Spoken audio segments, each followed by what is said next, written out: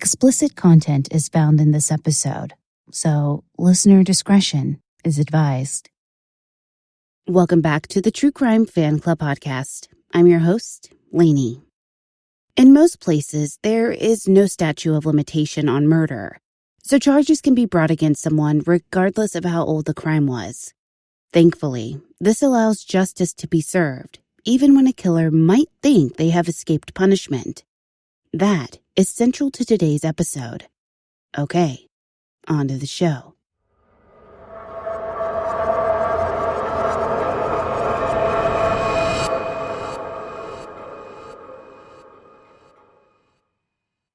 On June 20th, 2012, Domino's Pizza in Greene, Ohio received a delivery order around 11:45 p.m. to a business on West Turkey Foot Lake Road in New Franklin. Once the delivery driver, Ashley Biggs, arrived at the closed business, she was ambushed in the parking lot, struck over the head, and then strangled with a 4-foot-long zip tie. Her body was placed in her car, and the car driven to a cornfield in Wayne County. When Ashley did not return to the Domino's restaurant by 12:45 a.m., her coworkers contacted the police, who went to the scene of her delivery. While there, they found a large amount of blood and signs of a struggle. They immediately began searching for her vehicle, which was found hours later, with her body in the back seat. The car was located in a cornfield in neighboring Wayne County. Ashley had been beaten, tased, and strangled. Ashley's fiancée, Brittney Dunson, had been notified by the store manager that Ashley had not returned after the last delivery. Brittney drove to the Domino's and saw several police cars. Brittney spoke with the police and told them Ashley and her ex-boyfriend, Chad Cobb, were in the middle of a contentious child custody battle over their 7-year-old daughter. Ashley Biggs and Chad Cobb had met in 2003 while roller skating. A friendship ensued, which turned into a sexual relationship. Their daughter, identified as GC in court records, was born in July 2005. When GC was just a few months old, Ashley left Chad and the baby to pursue other interests, including joining the Army. Chad claimed sometimes Ashley would be around and sometimes would not, but from September 2009 to October 5, 2011, Ashley had no contact with Chad or their daughter. On October 5, 2011, GC was taken from school. Ashley had contacted the courts and received a civil protection order to be able to get GC from school. Chad was not notified until he went in to pick GC up from school, and a police officer gave Chad the paperwork that stated that he was not allowed to see GC. The next day, Chad began fighting for custody of his daughter. After being her sole caregiver for several years and seeing her daily, he was unable to see her for 3 or 4 months. He ran into Ashley at the courthouse and shook her hand, welcoming her back and inviting her to dinner. By this time, Chad had remarried and he was interested in co-parenting maturely with Ashley and her partner, Brittney Dunson. While the court hearings dragged on, Chad claimed GC would arrive home with bruises, bite marks, and temporary tattoos on her private areas. GC said Brittney's brother would grab her legs and scream at her to be quiet. Chad and his attorneys brought this to the attention of the family courts, but nothing was investigated or done. This was the state of the relationship between Chad and Ashley in June 2012. A few hours after Ashley's body was found, police began searching for Chad Cobb. He was found a short while later in the woods surrounding his grandparents' house. He was taken into custody and charged with aggravated murder and kidnapping. Chad was held in the Summit County Jail on a $1.5 million bond. At the time of his arrest, New Franklin Police Chief Dan Davidson said others might be charged in connection with the slaying. On July 9, 2012, Chad was indicted for aggravated murder and kidnapping.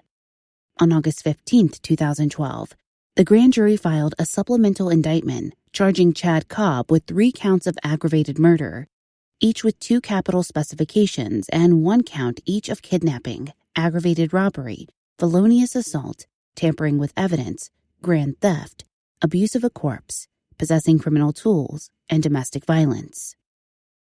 At this time, Chad's attorney withdrew from the case and a new attorney was appointed. In February 2013, Chad took a plea bargain for the charges, agreeing to a life sentence in prison with the possibility of parole. Chad told the court he was making his plea and accepting the prison term with accountability and a heavy heart.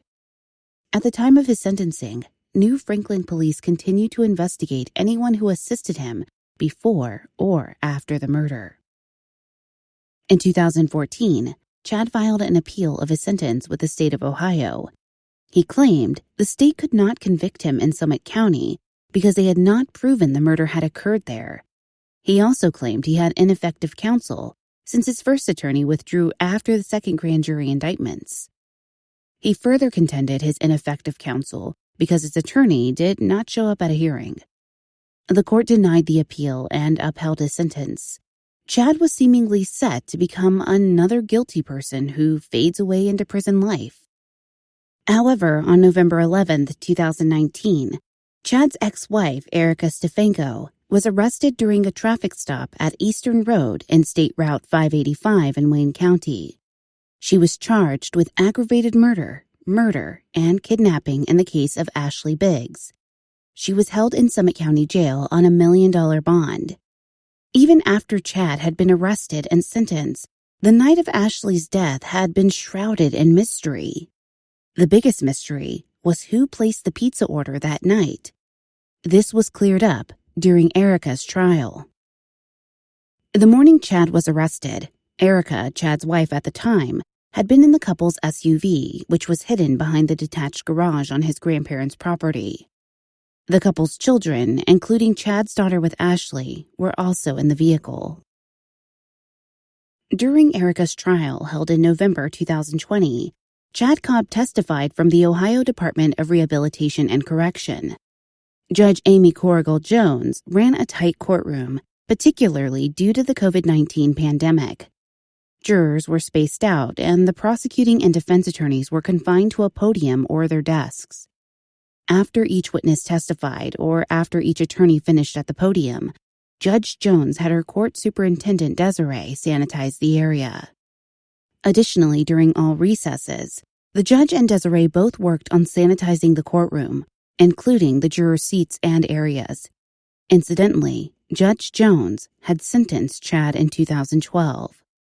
Prior to the trial, Judge Jones ruled that Chad's minor daughter, GC, could testify against her former stepmother.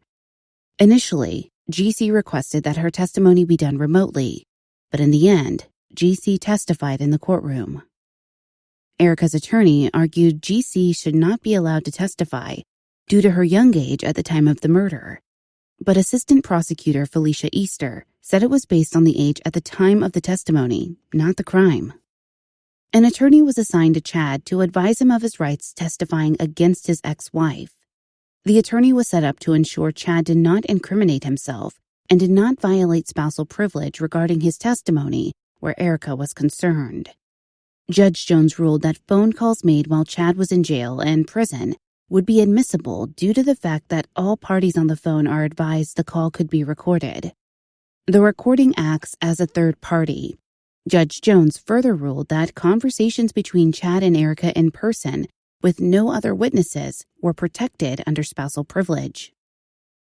Brittney Dunson, Ashley's girlfriend at the time of the murder, was one of the first witnesses called to the stand. She testified that she and Ashley were planning on being married and that Chad had once beaten Ashley, resulting in a charge of domestic battery or abuse.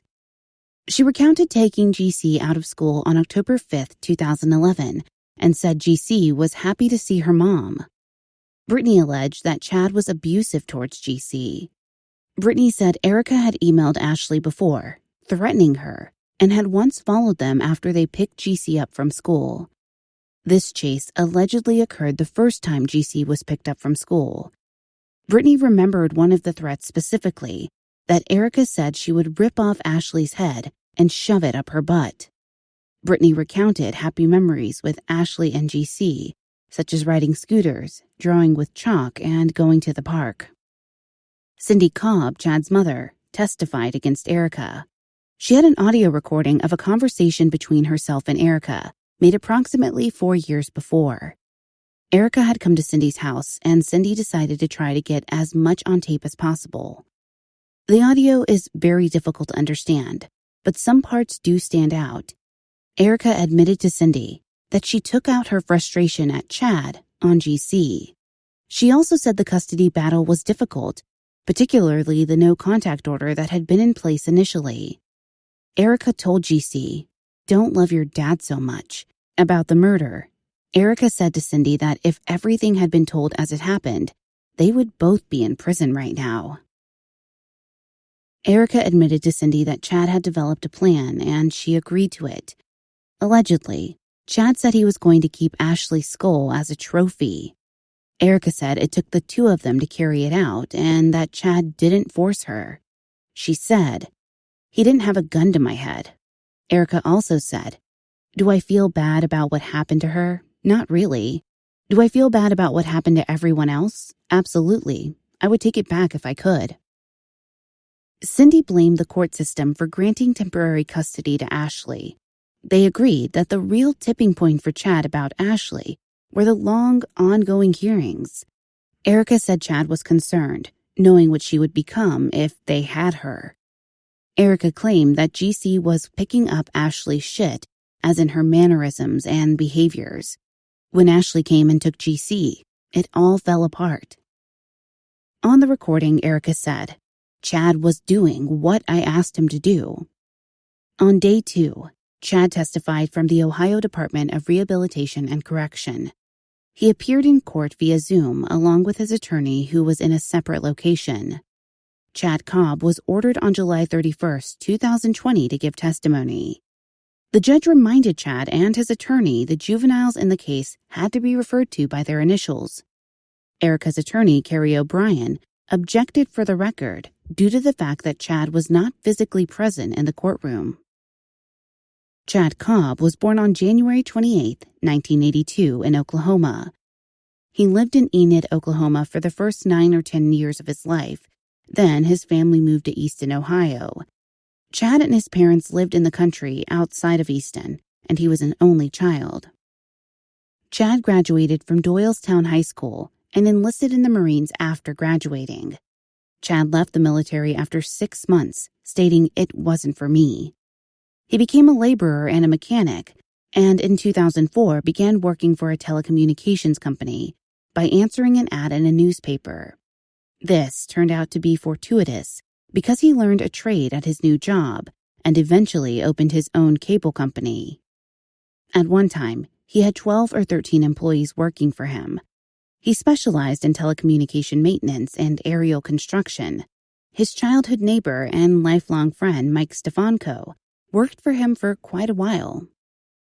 He was around 21 years old when he first met Ashley, and after she left him in GC in 2005, he remained single for a little while. In 2006, he met Erica Lyon on MySpace, and a relationship quickly began. They began living together fairly quickly, at a time when he was subcontracting for Time Warner. Erica had a college degree, but Chad was not sure what it was. When he met Erica, she had a son who was roughly GC's age.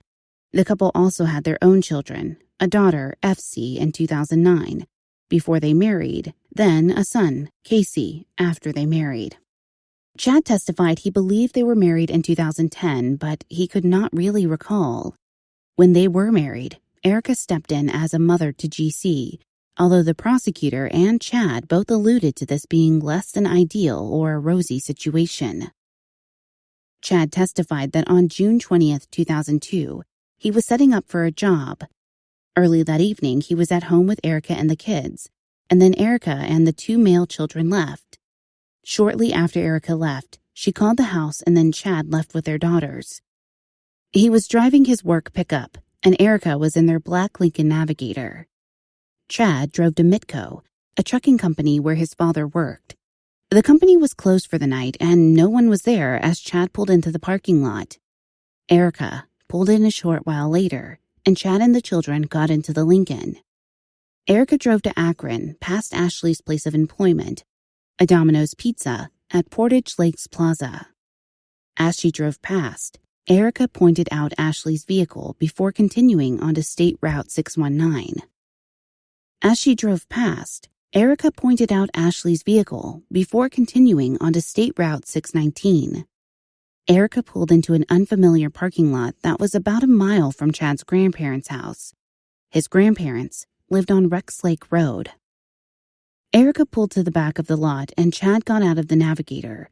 He attempted to tell the court that Erica was venting, but the defense attorney objected and the judge sustained as this was protected under marital privilege.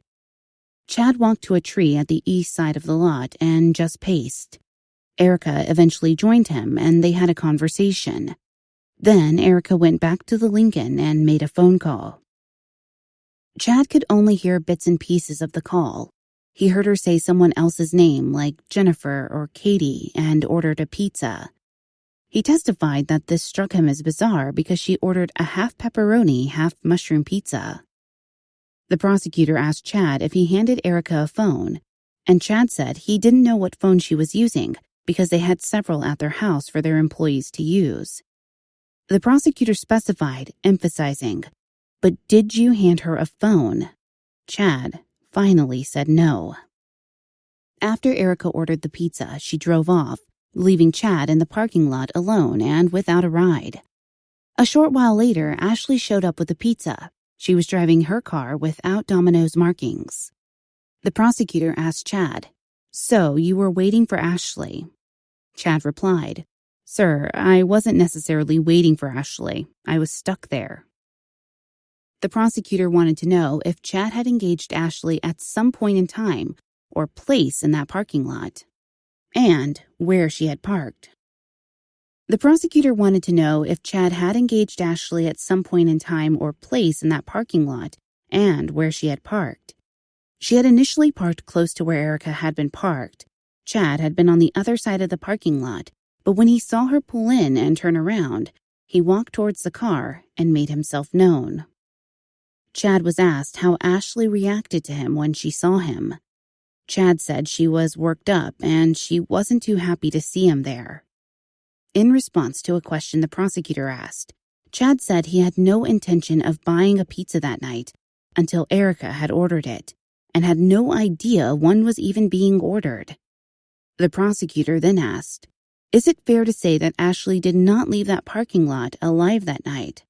Chad replied, "Yes, sir, that is accurate."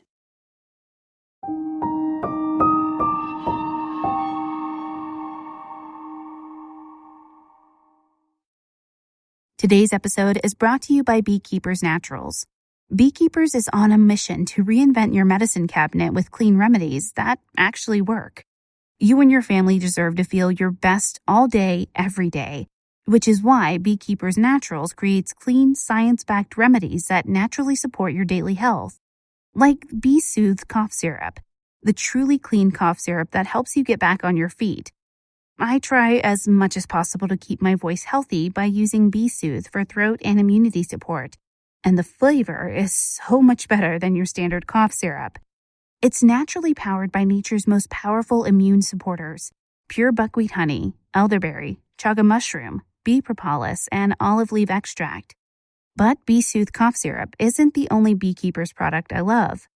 My family is obsessed with Bee Elixir Brain Fuel. It helps to naturally beat brain fog, find your flow, and deliver your A game. We all take one shot first thing in the morning to stay energized, on task, and focused all day. So, are you ready to upgrade your medicine cabinet? This amazing cough syrup always sells out quickly, so don't delay. Get yours today. Check out Beekeepers Naturals to try Bee Soothe Cough Syrup and discover other clean remedies your family will love. You can save 15% on your first order today by going to beekeepernaturals.com/truecrime. That's beekeepernaturals.com/truecrime to get 15% off. Meet your new medicine cabinet with Beekeepers Naturals.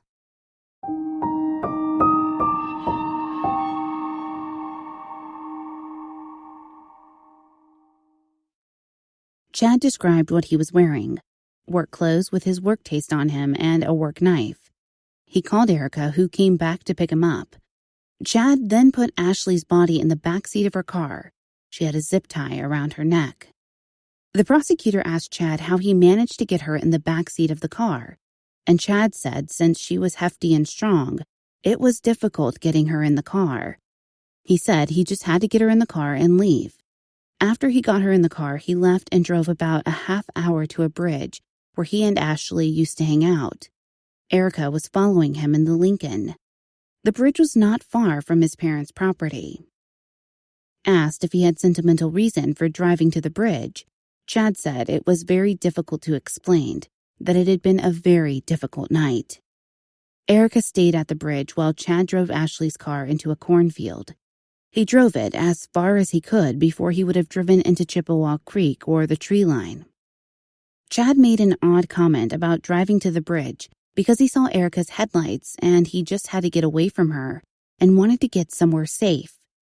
He explained he didn't drive the car into the cornfield to keep it from being found.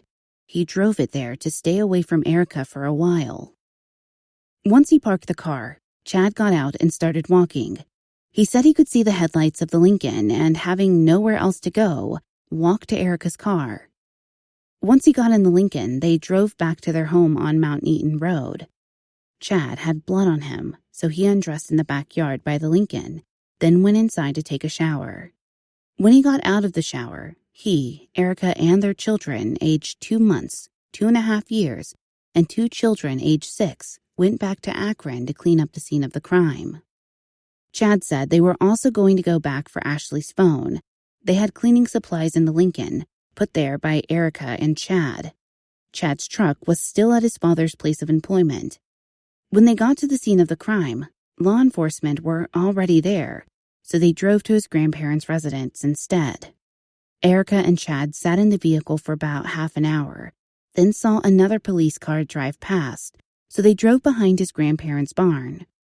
Eventually, Chad got out of the car and walked into the tree line. Before he entered the tree line, he removed the stick figure family decal that was on the back of the Lincoln. He said he remembered thinking, "My family is broken," so he took off the decals and stuck them on a fence post. The prosecutor asked him about taking the plea bargain and if there were any promises made to him, aside from removing the death penalty stipulation. Chad said that if he took a plea, he wouldn't lose his kids. The prosecutor said, "That wasn't part of our agreement though, right?" To which Chad agreed. He asked Chad to explain what pleading guilty had to do with his children. Chad explained that Beth Judge, his family court attorney, contacted him while he was in jail and stated if he did not resolve the criminal case against him within 1 year of the murder, he would lose his children. She explained he would not lose his children to his parents, but that the children would become wards of the state and put up for adoption. Chad agreed that the state of Ohio investigators were interested in Erica's involvement in the murder, but he did not cooperate, mainly because he did not want his children to be orphaned if they were both in prison, and for them to be adopted by others. The prosecutor asked Chad if he knew what would have happened to Erica if he had cooperated with the state. The defense objected to this question, and the judge sustained it.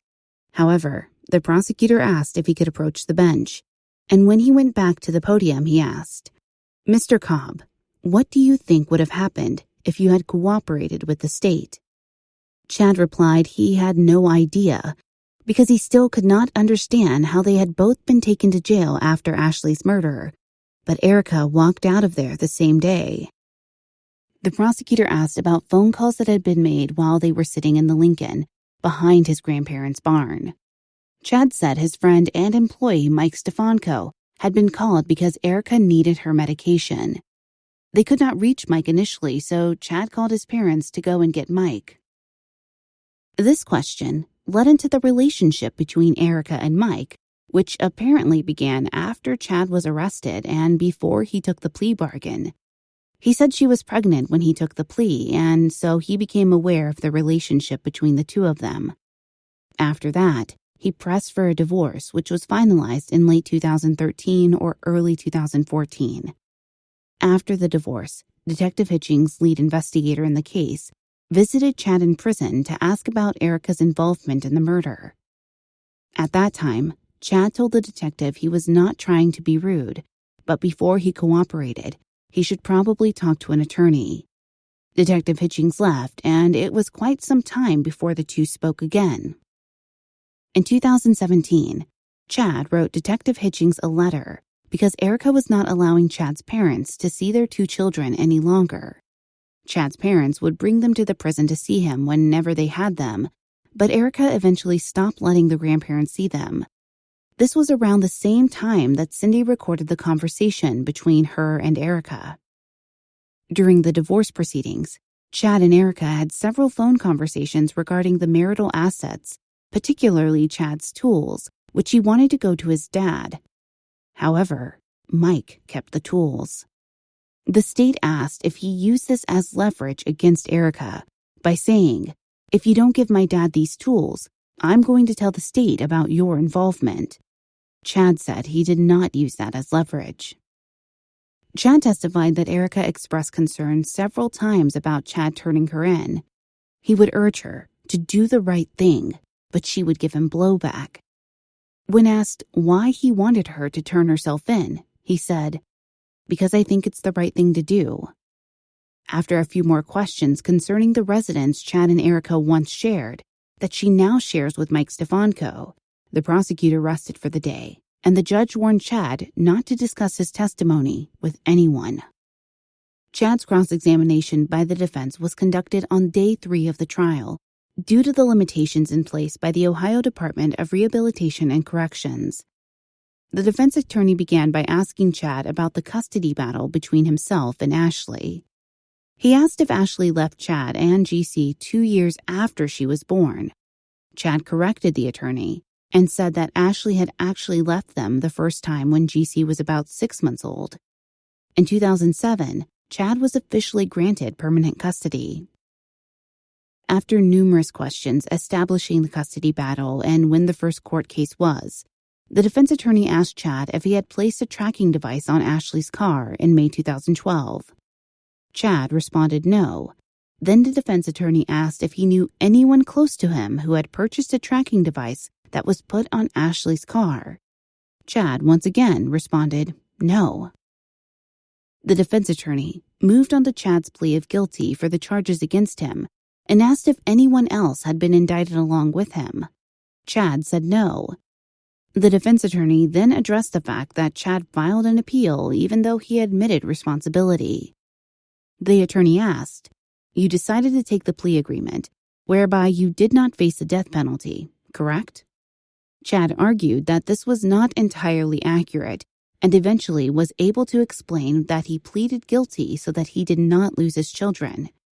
He said, "Truly, I didn't care what the court was going to do with me. My main focus was and has been my children, our children." When the defense attorney asked him if the appeal was an attempt to get the sentence overturned, Chad replied, "No, sir. Mind you, my knowledge of the law isn't very good, but I believe that the information that was seemingly restricted from coming into court could have been presented during an appeal, but I didn't know how the law worked, and I found out that was not the case." The attorney tried another angle and said, "Once you plead guilty, for all intents and purposes, you knew your case was over, correct?" Chad replied, "No, sir." And a heavy sigh can be heard from the defense attorney. The attorney asked questions about where Chad drove the car and how he was familiar with that area. He then asked if Ashley was in the car when Chad drove it into the cornfield. Chad replied, "Yes." The attorney then asked if Ashley was already dead, and Chad replied yes again. Erica's attorney then asked Chad, "Did you strangle her?" And Chad replied, "I'm not the one who strangled her." The defense attorney asked incredulously, "Would you please repeat that?" Chad says, "I am not the one that strangled her, sir." The defense attorney commented, "So you pled guilty, and now you're saying that you didn't kill her. Is that right?" Chad replies, "Yes, sir." After questioning Chad about Erica and Mike's marriage, the defense attorney questioned him about his sentencing. He asked, At your sentencing, when Judge Jones asked you if you had anything to say, did you say anything about Erica? Chad replied that he told the judge there was a lot he needed to say, but there was very little he could say. The defense attorney asked again with the same reply. Finally frustrated, the defense attorney asked the judge if she could instruct the witness to answer the question.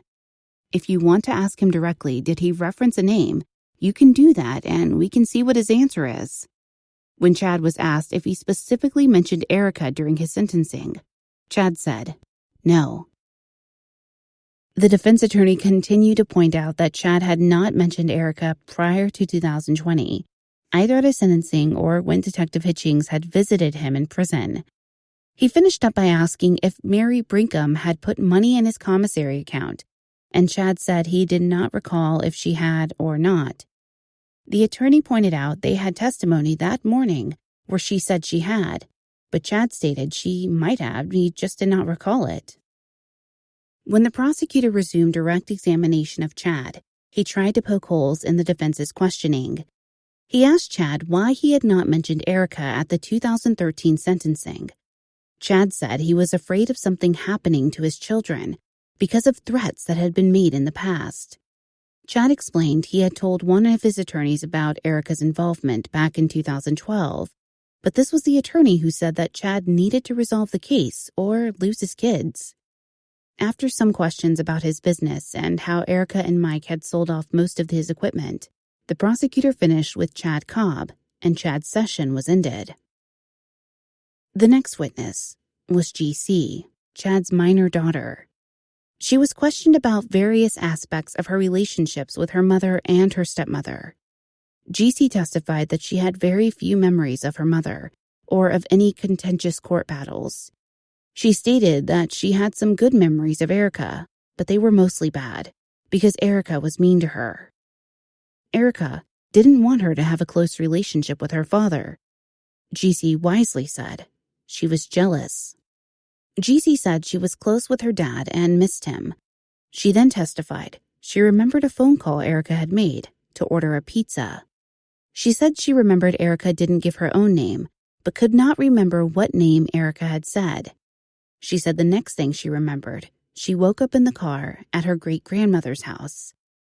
GC testified that she now lives with her paternal grandparents, and she works 3 jobs, but still makes A's and B's in school. One other witness, a friend of Erica's, said at a dinner after Ashley's murder, Erica claimed to have defecated on Ashley's grave. When her friend asked her why, Erica said, "For all the shit she put us through." At one point during the trial, juror number 7 was dismissed due to an outside discussion of the case. Alternate number 1 was put in juror number 7's place, making the jury 6 men and 6 women. It had previously been 7 women and 5 men. After testimony from responding officers, crime scene technicians, and the medical examiner, the state rested their case. The defense attorney called Mike Stefanko to the stand briefly before the jury was given instructions and began deliberations. After 14 hours, the jury found Erica Stefanko guilty of 1 count of aggravated murder, and 6 other charges in relation to the beating and strangulation death of Ashley Biggs. Sentencing was due to occur on January 11, 2021, and she faces a sentence of life in prison, but that hearing has been delayed. Chad's domestic attorney, Beth Judge, was suspended from the Ohio State Bar in January 2020. She was suspended for taking money from a client and not providing services. In December 2020, Beth was ordered to make restitution to the client, but remained suspended from the bar. Ashley Biggs was 25 when she was murdered. She was an Army veteran where she served as a 92F or a fuel specialist. Those who knew her said she had a smile that was as big as the world. She was full of laughter, kindness, and joy. Okay, fan club members, as I conclude this episode, my one question to you is, how will you sleep tonight? Thank you for listening. If you enjoyed this episode, please leave a positive review and rating on Apple Podcasts or your podcast player of choice. It really does help. You can find us on most social media channels, Twitter @TCFCPod, Facebook.com/TCFCPodcast, Instagram @TrueCrimeFanClubPod, and of course, our website is TrueCrimeFanClub.com. If you have an episode request, send us an email, tcfcpod@gmail.com. This episode was researched and written by Suzy St. Content editing by Brittney Martinez. Produced by the best in the business, Nico, Neeks We Talk of Dreams. Check him out on Twitter We Talk of Dreams or wetalkofdreams.com. And if you're interested in a behind-the-scenes look of what Nico does to make this podcast what it is, feel free to head to Twitch and search for his channel, We Talk of Dreams.